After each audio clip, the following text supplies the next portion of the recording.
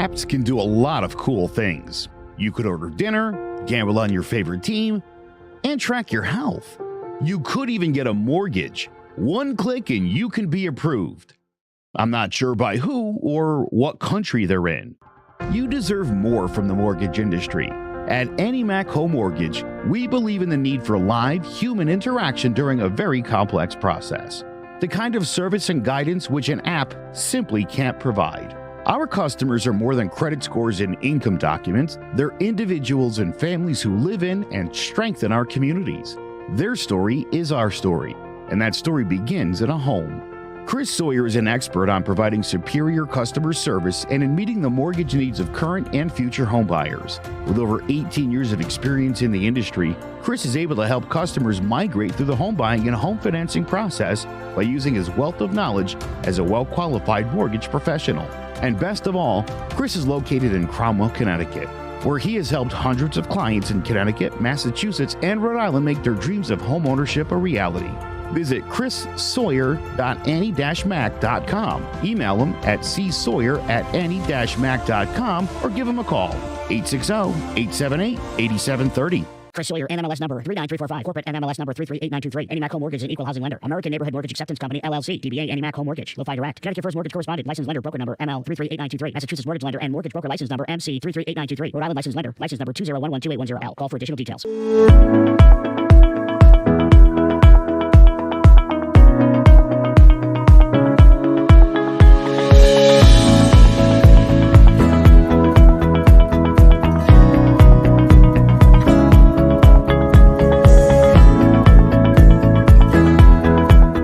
Red Ribbon Blues, Kick, and Dark Planet are just three of many. For our guest being funny, it is more natural than plenty.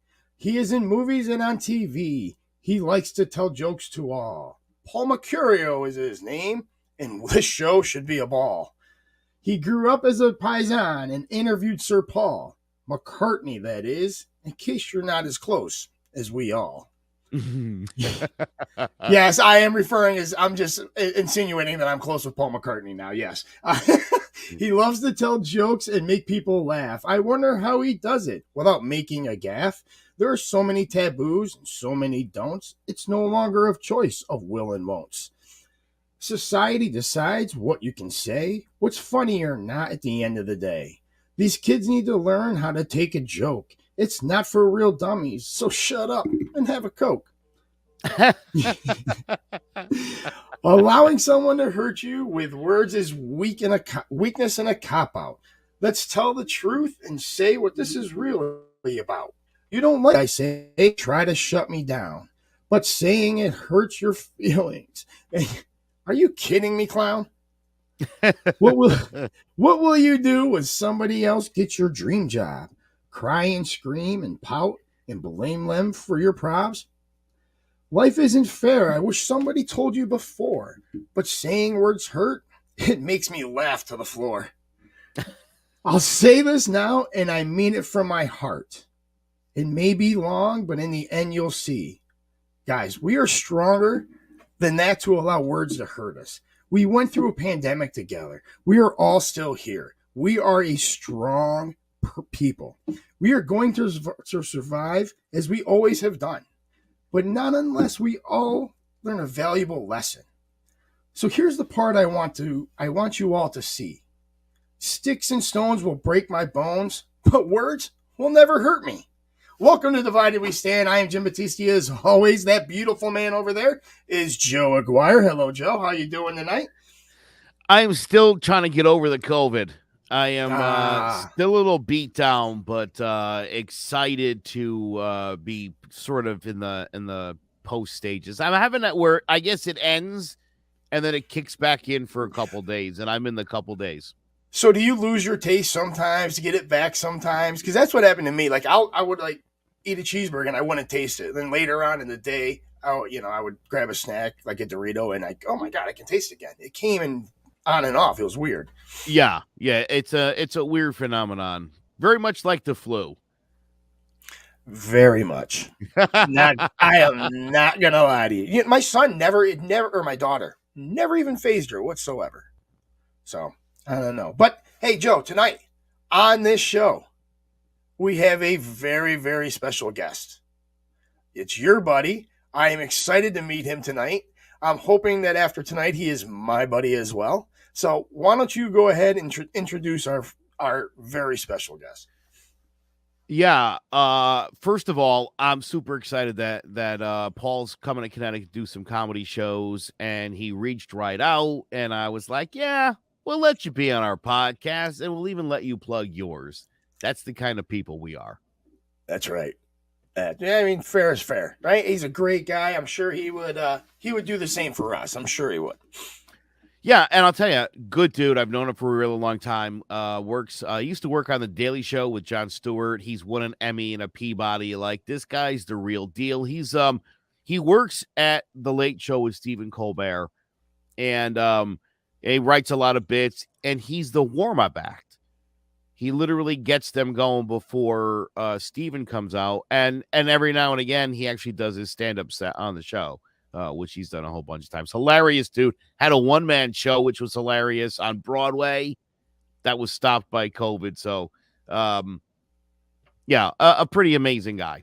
I can't wait to go see him. I just really can't. I can't. I mean, I think at this point in time in the world, everybody should go see a comedy show because we just all need to laugh. Yeah, I mean, this entire country just needs a good laugh. But I wonder how he does it. I wonder how he walks that tightrope. I mean, because it is, right, Joe? I mean, it is a tightrope that he needs to walk between funny and offensive. True. Right? Yeah. I don't know if I told you this, but I actually got COVID in Chicago, and we went to a wedding for a gay couple. And, I want to say for the first time, I was like aware that there's certain times where I can't or shouldn't say something about anything. Just even commenting on it would be, and that's a weird place to be. It's extremely weird, right? So now you got to understand, Joe, like you and I, we see things differently, but I'm trying to make you understand, put yourself in my shoes. I dedicated 20 years of my life, literally blood, sweat, and tears, so people can say whatever the frig they want to say. So people can do whatever they want to do. So people can protest whatever they want to protest, right? So people can have abortions if they want. I am a straight libertarian. Do what you want to do because I fought for the right for you to do that. And for you now to come back and say, well, I kind of felt weird, like I couldn't say something. Wow, man, that's disappointing to me. I mean, you got to understand that coming from somebody like me, man.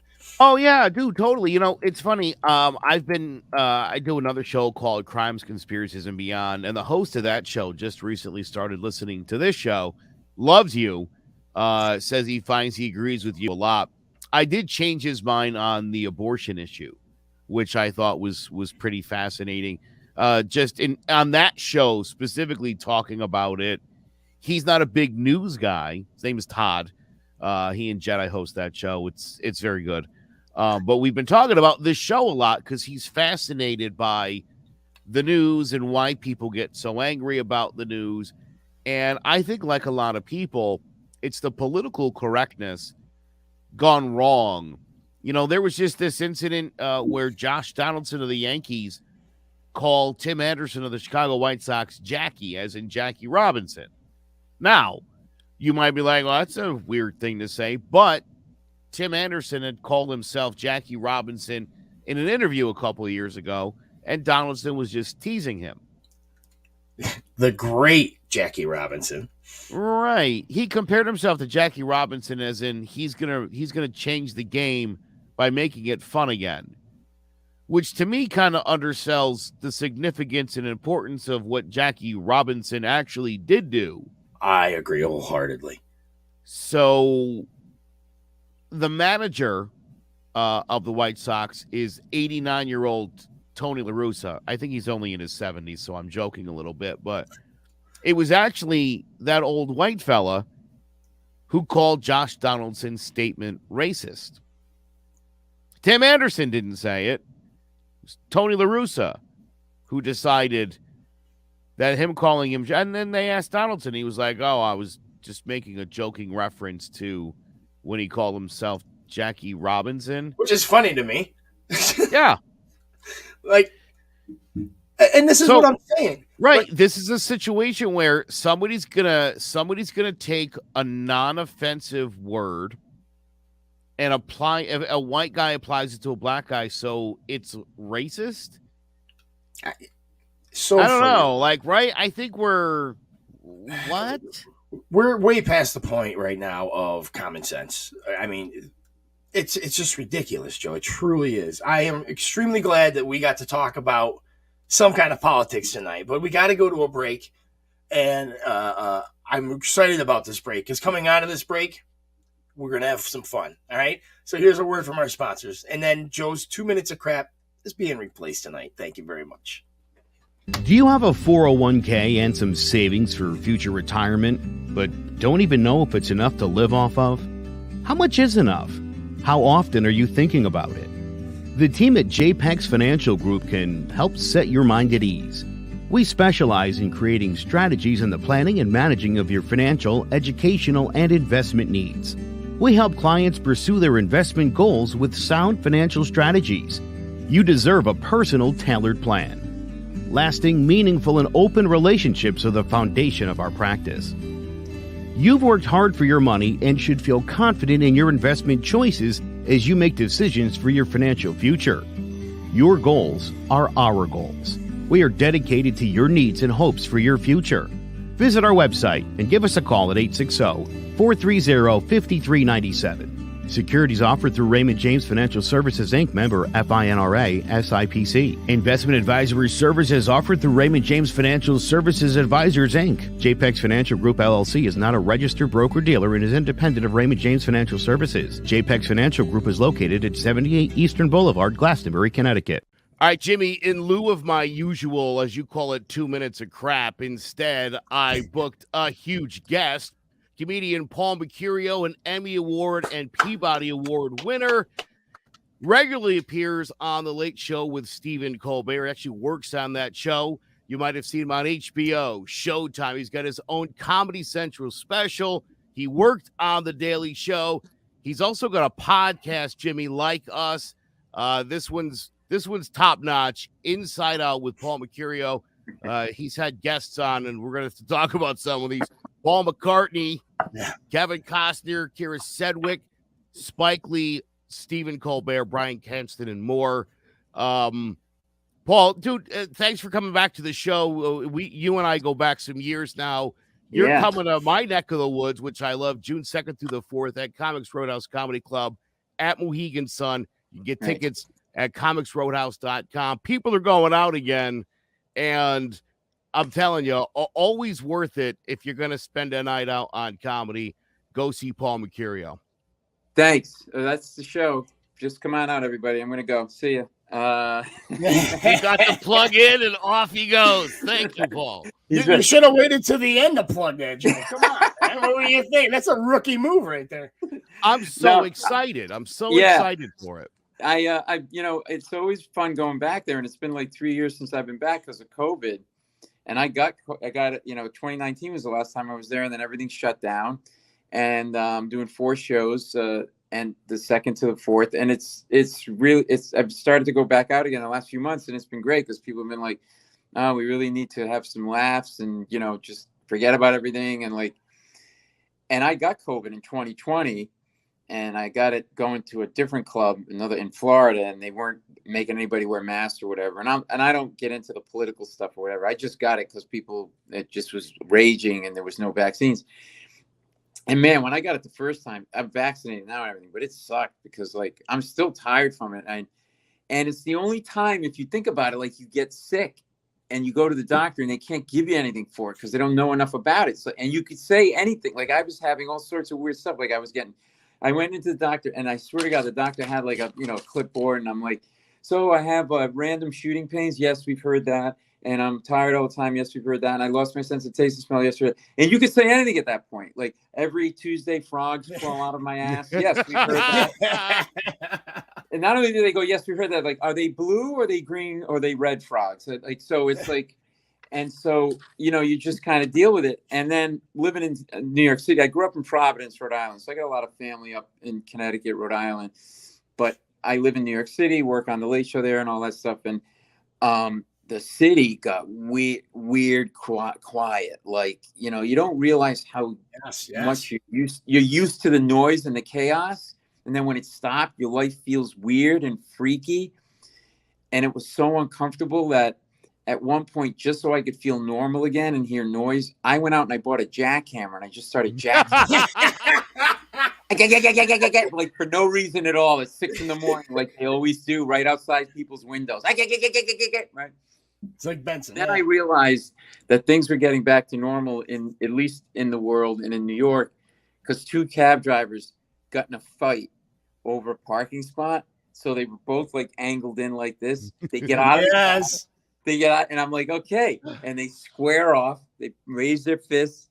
They got their masks on, and they start throwing punches. And they get really close to each other. And then one of them, you could tell, realized, oh, wait, I'm supposed to be social distancing. Yeah. So he backed up, and he still wanted to keep fighting. So he's just like, he was like, we back up, and then he'd run forward, and then he'd back up, and then he'd run forward. And it was like, It was like watching 2 3-year-olds fight. It was hilarious. And like the whole thing just got like so bizarre. And then like I was, and stuck inside like everybody else. And I just realized I was losing my mind, because I started doing work around the house, because we stay up, we get a place up in Connecticut in Stonington, right? So I'm up there. Nice. And we might as well do this, whatever. Might as well do it. My wife's like, why don't we take the wall down? So we're like taking a wall down, like it's like, it's like it's moving a piece of furniture. Like she's got me doing all this crap. And so I needed some stainless steel screws for something I was doing, and I had to order them on Amazon. This is how bored I was. I started tracking the shipment of screws on Amazon. What else are you going to do? Exactly. And there was nothing else to do. Right. You're on the computer. I'm like, Chicago? Why are my screws in Chicago? This is bullshit. Right. And so I'm like, I'm losing my mind. And then, then everything shut down. The Late Show shut down. And, we just kind of started to ease back into things like everybody else. And you don't want to live with me and stuck in a quarantine situation. I'm an annoying human being. You do not. Our dog Daisy, we have a dog Daisy, and first of all, she has a weak sphincter. Oh my God. Yeah. So we have to give her a friggin' pill twice a day.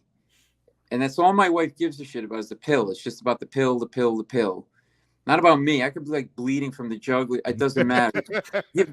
I'm bleeding. Did you give Daisy your pill? I'm dying. I'm bleeding. And the dog, you can't yell around the dog. And I'm Italian. I yell. That's what I do. I yell and my hands move a lot. And you can't do that because little Daisy gets upset, and then little like squirt comes out of her because she's a little. Yeah. We'll try living in my house. There's like weed pads everywhere in my house. It looks like a friggin' assisted living facility. Mine too. Yeah. I have like a 15-year-old Chihuahua. Right? Like 2.5 pounds, and that thing just he doesn't care anymore. He's at the age where he's like, screw it, I'm gonna piss right here on the fireplace. I don't care. Right. So and they know, by the way, you'll let them do anything because they know they got you wrapped around their paw. Like 15 years, I mean, he's been with us for 15 years. It's crazy. So it's just like, whatever. So I got the pee pads all over the house. Right. And it's crazy. I freaking hate it. That's why I don't have a dog. I tell my wife every day it's time to put him down, and she's like, "No, he's got like 5 good years left." And I'm like, "Oh my God!" But Paul, I got to ask you a quick question here, because I was actually adopted by Italians. Right, when I was 3 months old, I was born in Korea, adopted by Italian family. I was going to say you're Asian. What the hell's going on? Wow. I'm called a Twinkie, right? I'm a Twinkie. I'm only yellow on the outside, white on the inside. Right? So, I'm glad you said that. I could say it, right? So, a Twinkie, that's hilarious. I've never heard that before. You guys have never heard that? Wow. No. So Joe said I got a couple questions. I get. So to wait, ask you're him. a Korean and an Italian family, so you're the only member of the family who's good at math. Is that right? That's absolutely correct. Everybody came to me. Everybody did. It's funny. Unless you're booking numbers, then you're good in the Italian family. That's right. I can tell you stories about that. But so I get 3 questions. So I'm going to start off with the hardest hitting question that I could find. All right. Okay. I grew up Italian, like I said, and every Sunday we had giant pasta dinners. Mm. Did you guys do you have a nanny that gets cooked all day Sunday? My Uncle Archie, my grandparents, my mother and father's side, they immigrated. Their parents, my grandparents, immigrated to America from Italy. So my parents, first generation Americans, and in Providence, right? And so my Uncle Archie, which is my mother's brother, just that alone, Archie. Who the hell calls their kid Archie anymore, right? It's like that's an Italian thing. Every Sunday in his Knotty Pine basement, we would have these massive dinners, exactly what you're talking about. And it's when everybody smoked, so there was like clouds of smoke, and like very Italian, very Italian family. My Uncle Archie cut hair. It was a barber, right? And you always knew if you looked at me, if my uncle was in a bad mood, because he was in a bad mood, I got a really crappy haircut. Like I looked it was like, oh God, Uncle Archie's in a bad mood. And it was like I did it myself blindfolded. That's my God. And then I realized, like, I didn't till later in life what he was doing, because a guy. It was an all like Italian barbershop. Like it was all about guys. It was like they were Playboy magazines. They play the Red Sox, or Tony Bennett or Frank Sinatra. That was it. And you talked about like women, and you ate like they were eating meatball sandwiches in July. Like it was great, right? Yeah. And then he'd go in the back room sometimes, and then he'd come out and he'd shake a guy's hand, and they'd hold the hand a little bit. And then there was something in his hand, like a piece of paper. I don't know what it was. Well, he was booking numbers out of the back of the house, a barbershop, to make extra money. I love it. And my cousin Bobby, his son, started doing the same thing later in life. And he was like small time, kind of always making a buck a easy way, one of those guys, right? And he hung out in front of the social club, and he had like tight pants, and he's always like the legs are always moving. Hey, how you doing? His legs are moving so much like he's got a live snake in his pants, like one of these guys. The quintessential Gambino. Yeah. And he's always had a scam. I remember one time he came into opening my parents' house, and he was selling stuff out of the trunk of his car, my cousin. He was selling suits, ratchets, and car alarms. Because they go together. That's one department right there. Right, exactly. And then I go, Bobby, where'd you get the car alarms? He goes, I stole them out of other people's cars. I'm like, are you kidding me? Like, it was like, I go, do you realize the fact that you stole these alarms mean they're not a very good alarm? He goes, well, they don't have the box. They just don't have the box. What are you talking about? So he didn't make the correlation, right? No, not at all. Like, it was like, that's even funnier. Yeah. That's, oh my God, it's hilarious. Yeah. And my parents had a furniture store, and so like we would, how can I put this? It was like a basic mom and pop furniture store. So one day my cousin comes to the store, and he goes, says to my mother, he goes, hey, auntie, he goes, I'm in your business now. She goes, Bobby, what do you know about my business? He goes, I'm selling mattresses. She goes, what do you know about mattresses? What's the no? He goes, I was at the dump the other day, and I saw there was a big pile of mattresses. So I took them, and I got a Chinese guy, he covers them for like $50 a mattress. I'm selling them for $600. She goes, Bobby, get out of my store right now. I don't want to. Oh my God, that's awesome. Yeah, and so he was just this character, right? And he still is. And so we would have these dinners at his father's house, my Uncle Archie's house. And everybody was there. Everybody smoking cigars, like filters. And these like serious food is a serious thing with the Italians. Like this was like serious Italian. They didn't have cold cuts. No. They had the machine in the basement, and they had the loaves. Yes. It's gotta be fresh. It's gotta be fresh. Love that. My grandparents had the breadcrumb grinder down in the basement. We'd make our own breadcrumbs. I mean, we made everything fresh. Everything. Every Sunday. Saturday, she's cooking. She's making pasta. for Yeah. Sunday. Oh, it was beautiful. And there's all this like emotion and like, and I think Koreans are like that too. You people tend to yell a lot at the drop of a hat. You're an angry people. You're We're very get that. angry. Yeah. And we get drunk just like the Italians at dinner, right? So, right. Yeah, but the just only like- difference is that half of your people have nuclear weapons and we don't. So that's the thing that's a little different than the Italians. But listen, so we're in the basement. So I take now my wife. We've been together since high school, and she's a WASP, a white Anglo-Saxon Protestant. So they're very like proper and quiet. They don't emote. They like drink martinis and get divorced. That's what they do. They don't talk. Take half your money and get divorced. Right. Like the Italians, like everything's on the sleeve, right? Like we just there's no filter, there's no governor. You just say what's up. So I take her to one of these Sunday dinners, right? First time, like one of our, I don't know. Hey, I'm not on me. I take her down there, right?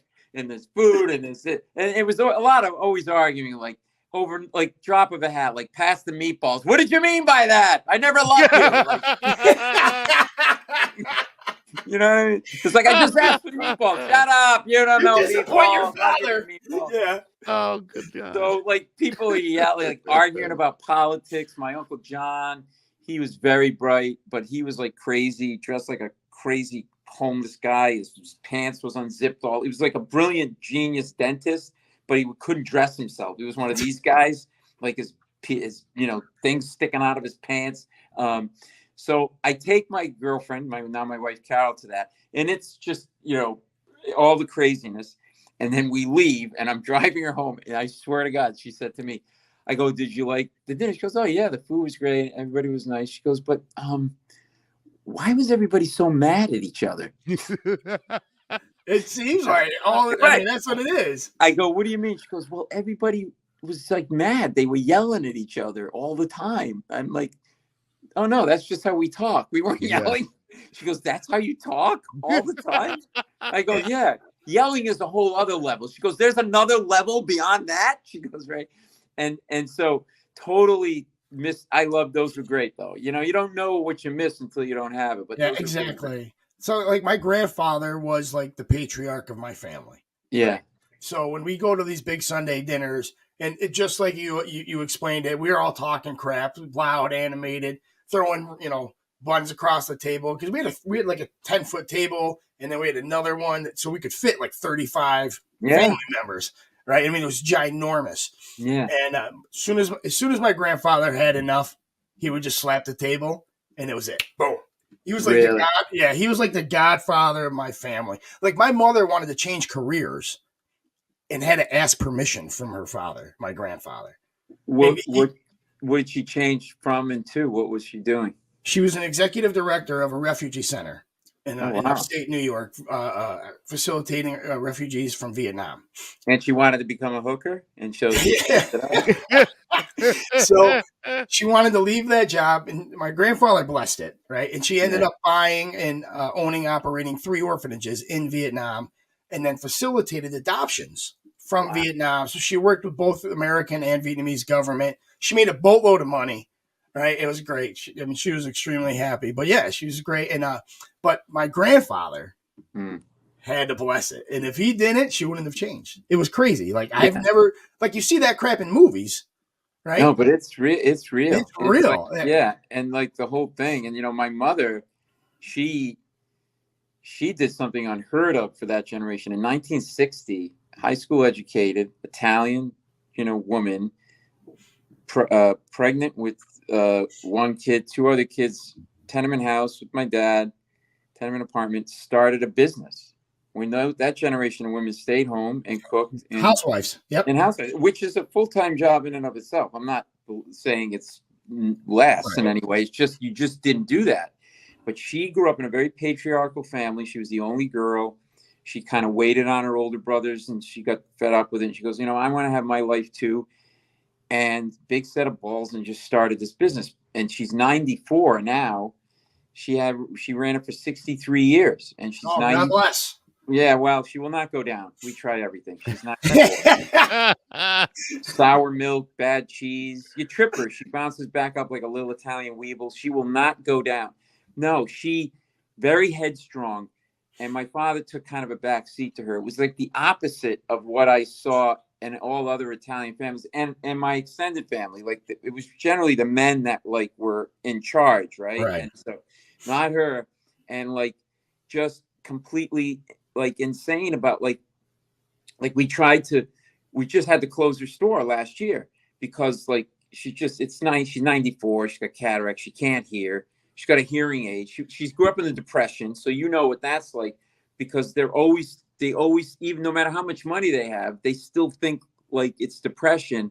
So like she'll go through garbage looking for broken stuff. And then she has a guy fix it. Like that's what I swear to God, like I remember she found her hearing aid in the garbage and that's what she uses.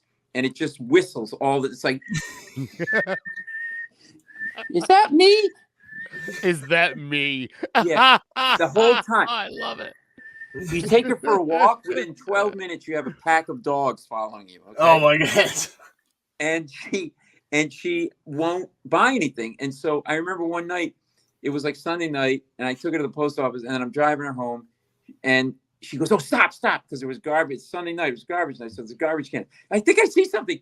So I stop, and she goes through the garbage, and she pulls out this clock that was broken. She doesn't not looking for food. It's just stuff that's broken that she thinks, oh, I'll save money and I'll get someone to fix it. So she's standing in the middle of the street with her house dress and curlers and her hearing aid is whistling like people turning their lights on, thinking it's an air raid of some kind, right? And I'm not making this up. She turns to me. She goes, Paulie, she goes, I can't believe these people threw this clock out. They're crazy. I'm like, they're crazy. They're crazy. I'm Lookout in some bad Italian-American version of Antiques Roadshow, and they're crazy. So, like, it just has always been, like, you can't throw anything out with people that generation because they're like pack rats, right? So we're trying to, this business is 63 years old. There's stuff that she's had, papers, files, like 30 years going back. So we start throwing stuff out, right? So now I'm throwing stuff out. And so, like, I'm in the store, my brother's doing, and she's just being a pain in the ass. No, don't throw that. I saved that. But I'm throwing some stuff out. So I throw stuff in the garbage, and then I turn this way, and I come back, and I look back like 10 minutes later. The thing I just thrown is back on the counter. I go, that's weird. I thought I threw it out. So I threw it away. Yeah, you laugh. I'll punch you when I see you. And and then I throw it away again. I turn back, and it's on the counter again. So when I'm not looking, she's pulling stuff out of the garbage. So you know how you have to throw stuff out with people of that generation? So you know that scene in Godfather 2 when the young Don Corleone, De Niro, shoots Don Fanucci in the white suit in the stairway, and then he goes up and he breaks the gun and he puts it into different pipes. So they in different pieces. That's how you have to throw stuff out. You have to take the paper and you have to rip it into different pieces, and then you have to take the different pieces and throw it into different garbage cans, like all over the city. Not even in that. No, like I'm knocking on people's doors, like, hey, excuse me, could you just throw these papers away? If some crazy Italian lady comes, just say you never saw me, okay? Like, oh my God, that's awesome. Oh yeah, I love growing up in an Italian household. I don't think we had 8 kids in my family, so I mean, I don't think there's a better experience. I mean, it's just chaos. It's just utter chaos all the time. And you don't know any better. You don't know any different either. So that's the cool thing, Exactly. So I mean, we just had a lot of fun. So here's my next question for you. It's a little harder, or it's a little lighter. I'm not even a Beatles fan. I'm not. Yeah. But I am a Paul McCartney fan. Yeah. I mean, Sir Paul McCartney is just legendary. Rock and Roll Hall of Fame, knighted by the Queen. How did you land an interview with Paul McCartney? And how did that? I mean, it must have been an amazing experience. It was. And if you're looking at me doing something, I'm actually just getting something. Hold on a second. I'm just. I want to tell you the story, but I'm just. Bear with me 1 second here. I'm just queuing something up. Okay. All right. Hang on. Okay, here we go. So I was working on was the Colbert Report, and he was the guest that day. My podcast is called Inside Out, by the way, with Paul Mecurio. And so it's a one-on-one podcast. You can get it anywhere.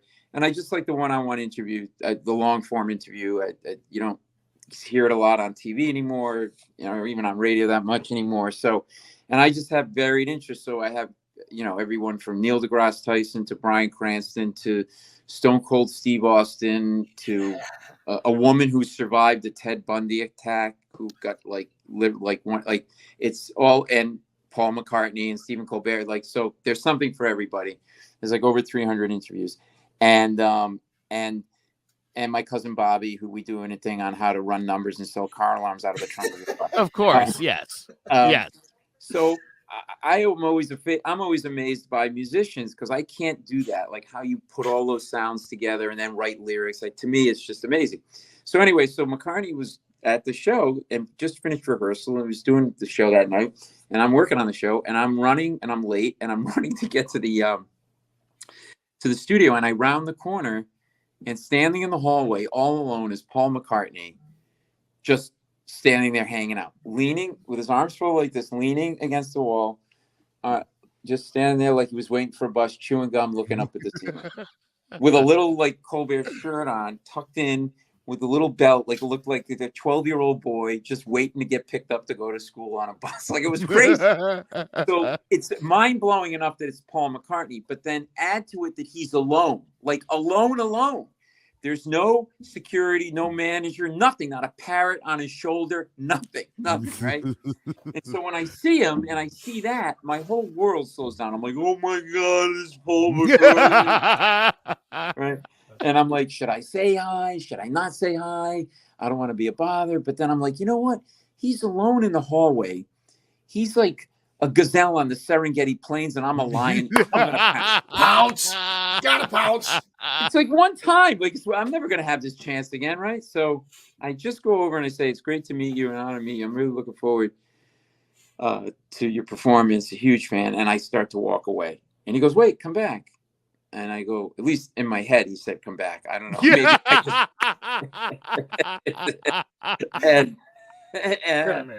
and so he goes, he said, what's your name? I go, Paul. He goes, oh, Paul, that's a good name. I'm like, I'll do the jokes, buddy. Okay. You just play Love Me Do and back off. Okay. This is all I got. Right? So he goes, what do you do? I go, well, I work on this show. I work on the Daily Show. At the time I was working on that show. And I do stand up and act and blah, blah, blah. He goes, I love stand up. And, I knew Richard Pryor. He goes, yeah. He goes, you travel tours to stand up? I go, yeah. He goes, that's tough, right? You're on the road a lot. Yeah. You got a kid? Yeah, I got a kid. How old's your kid? My kid's. So we're just 5-10 minutes go by. I'm talking to Paul McCartney like I'm talking to you, just about anything, right? And on the outside, I'm super smooth. I'm like, hey, I'm talking to Paul McCartney. On the inside, I'm like, I'm talking to Paul McCartney. Completely out of my mind, right?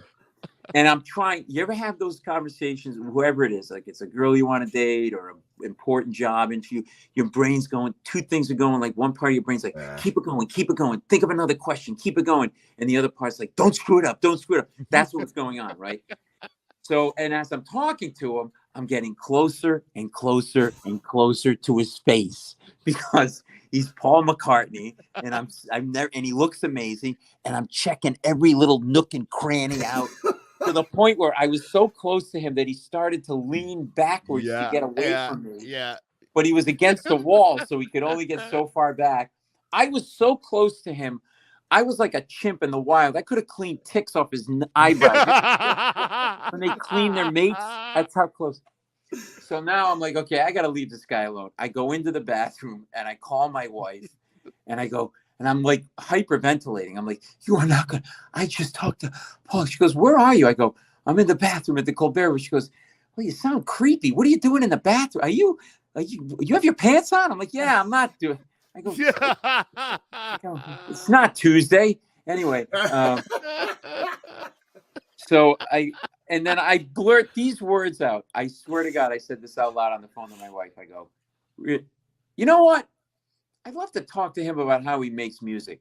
Paul McCartney should do my podcast. That's how my brain works, right? Yeah. So I go and I hang up the phone.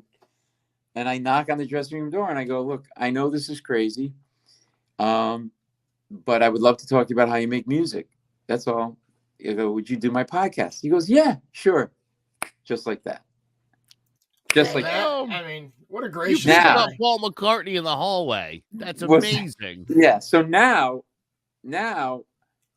I'm completely thrown because, I don't know, anybody watching, anybody listening, you guys, there was somebody in your life you wanted to ask out on a date at some point, but you're like, oh, they're way too good looking, or they're going to say no. But you know what? I'm going to ask them out anyway. So on my deathbed, at least I know I did it. But they're going to say no. And instead they say yes. And you don't have a friggin' plan. That was me. Because he goes, yeah, sure. How would we do it? And I was just like frozen. And then I'm not making this up to be funny. This is how I sounded. I'm going to try to stand up, see if you can see me. This is how I look. But anyway, I was like this. I was standing, but I was like this. He goes, how would we do? And I went, and then I started to like rock back and forth like Rain Man, and I was rubbing my thigh like and I couldn't make eye contact. I'm like I'll come to London, and he goes, we're in New York together. He goes, why would you come to London? And then he goes, is it easy to do? And I actually said to the most influential musician in the last century, oh yeah, it's real. It's easy. I don't want to be a bother. I know you're busy. I don't want to be, you can do it on your phone naked from your toilet. I'm like, what am I saying? You said that to Sir I said Paul that McCartney. I know. So now I'm like, all right. Come to London. I got it. Yeah. He looked at me like, we're like, right, you're 2 feet from me in New York. Why do you need to come to London? I didn't know what to say. I thought he was going to say no. Of course. Oh God. So he goes, I go, look, all right, this is where I'm saying to myself, just get out of here. Cause you got a yes, get out of here. Don't screw it up. So I said, I'm going to leave you now. I know you're getting ready for the show. I'm going to go find your assistant or whoever, your manager, and we'll set it up. He goes, no. Because this is a mind blow right here. He goes, you and I'll do it. I go, what do you mean? He goes, you and I'll just set it up directly. I go, what? He goes, they're going to make it too complicated and create a lot of problems. He goes, let's just exchange phone numbers. Shut up. But when I'm ready, you got to be ready to do it. I go, yeah, okay, I'll be ready. And so now my hand's shaking. I'm handing my phone number to Paul McCartney, and he gives me his. That is friggin' amazing. Right. You really did pick him up in the hallway. No, wait, it's not done. It's not done. So he does the show. Now I'm done there, and I'm working at the Daily Show at the time as well, and it's a couple of blocks away, and I'm late for that taping, and I'm rushing, and my phone rings, and I don't recognize the number. Oh God. And I think it's a telemarketer, and I let it ring the voicemail, and I'm going to play you the voice message on my phone. Hi, Paul. It's Paul McCartney here. I'm going to ring you back in 5 minutes to do the podcast thing. I've got some time now. Otherwise, I'm going to run out of time. So if you're there in 5 minutes' time, you got me. Okay, bye. Whoa. So now I'm on 11th Avenue in New York City between 53rd and 52nd Street. And I get that. I'm listening to the message. And then if you saw me do this. Are you kidding me? And I took my phone and I threw it down the block. And then I took my backpack and I threw that across the street. And then I just started screaming like a crazy ranting man talking to voices in head. All you saw me doing was like, screen call, idiot, moron, idiot, Paul McCartney, never get him back, moron, you suck. Oh my God, I would have died. I would have been like, I just Oh sent my Paul God. McCartney the freaking voicemail. Done. Oh my God. And then I call him. I figure, what are the chances he's going to call me? What are the chances I'm going to miss the call? I'm never going to get him. I call back, and he picks up the phone, and I'm like, why are you bothering me? I have stuff to do. Stop. I said, I know you're Paul McCartney, but I'm Paul Mecurio, and I've got no. Yeah. I called, and then I had to stall him for over an hour because I lied. I wasn't ready to do it. I had to call my recording studio, which was in LA at the time, and tell them that I called. You would appreciate this, okay, because you do this for a living, right? I call, and I go, okay, listen, I got Paul McCartney ready for an interview. I need a recording line right now. and some like, I don't know, interns like, hold on a second. And they come back and he goes, yeah, there's somebody in the studio right now. Can you do it in about 3 hours? And I snapped and I went, did you not hear me? Yeah. I said, unless you have Jesus Christ or John Lennon in that studio, get him out right now. And then that's how I. That is friggin' awesome. That is one of the best stories I've ever heard. Amazing. Oh my God. It's great. It was crazy. Yeah. And it all happened that way. And then I kept stalling, and then eventually got a line together and he got him on the phone and did it. And we just talked about making music. So yeah. So it was Did you acknowledge the length of time that it took to make it happen? To him? To him. Or was no, it like... I basically just said we had some glitches at the studio and that's why it was taking glitches, so yeah. And then fast forward, like, I don't know, several months later, I was in Los Angeles and I was doing some shows at one of the clubs there, and he contacted me and saw I was performing and he said, I'm going to come see your show. So I went to the GM of the club and I said, look, very quietly, I said, so-and-so's coming, just bring him in the back, he doesn't like to be, I had heard that he doesn't like to be asked for photographs or autographs because the poor guy's probably been doing that his whole life and, people sell it and all that stuff.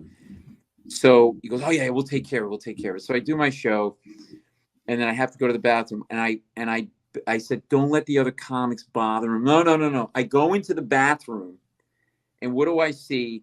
Paul McCartney flanked by two comics standing there taking a selfie with him in the men's room. Like, these guys are killing me. Like, are you kidding me? Oh, Jesus. Yeah, but he couldn't have been a nicer guy. Could have big timed me. You don't get bigger than that. Biggest star in the world. And absolutely. It's always like the big guys that are the nicest guys. But that's awesome. Yeah, that's freaking amazing. Yeah. Inside Out with Paul Mecurio is the name of the podcast. He's on Instagram, Facebook, Twitter, and YouTube. Make sure you follow this guy. He is absolutely hilarious. And as I mentioned, June 2nd, 3rd, and 4th, he's at Comix Roadhouse Comedy Club at Mohegan Sun. Get your tickets at comixroadhouse.com. Paul, I know you got to go. Yeah, I think we went a little over on time. I appreciate it, my man. It's always awesome being on with you and with a Korean Italian guy. Holy shit. Yeah, that's how I roll. Yeah, that's right. Who's an actor? You got to make me like an Italian Korean combination dish. That's what I got to have from you now. Oh, I will try. When you come up to Connecticut, I will have one for you. I will make one. All right, so listen, if you guys want to come to the show, you let me know. I'll put you on a guest list. Shows be back. It's been 3 years, so tell your friends, everybody listening, come on out. We want to pack the place. It's been a while. It should be a lot of fun. I really love the venue. So comixroadhouse.com for tickets. But Joe, I love you, man. This is always fun. I'm glad you got the long form because it's really we can really. I love this so much better. Yeah, man. Appreciate the time. And I'm definitely coming out to the show. So we'll see you very soon then. All right, man. Hey, all right, Paul. Have a great day, man. Take care. Thanks, Paul. Well, there you have it, Jimmy. A special You don't guest. get better than that right there. I mean, interviewing Paul McCartney, are you kidding me? And he's right. Like, I'm not a Beatles fan, but he's correct. I mean, Paul McCartney is probably the biggest star in the world. That's living, right? I imagine the intern that he called was like, oh, you talk about that guy that performed with Kanye at the halftime show? I've heard of him now. Not really understanding the gravity of the situation right there. Oh my God. Craziness. That's awesome. So, I think we're going to roll right into my beginning. Yeah. No, you're going to end the show now and then you're going to start it. Okay. So, I want to thank everybody for coming out and listening to us today, especially Paul Mecurio. Make sure you get to the Mohegan Sun on June 2nd, 3rd, and 4th. Very hilarious guy. You got to get down there and see it. Joe, thank you very much for coming out, hanging out with us. As always, thank you to our sponsors and our listeners. Have a great night, everyone.